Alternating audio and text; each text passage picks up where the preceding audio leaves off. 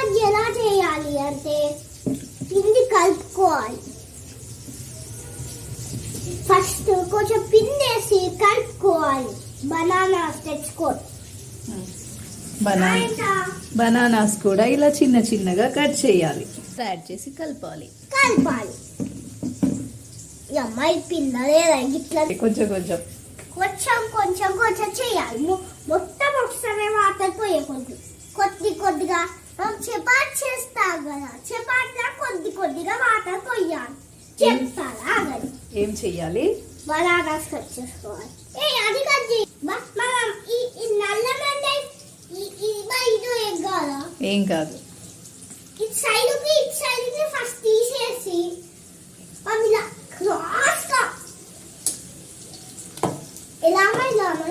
అలా క్రాస్ గా ఎలా అలానే అంతే. ఏం కట్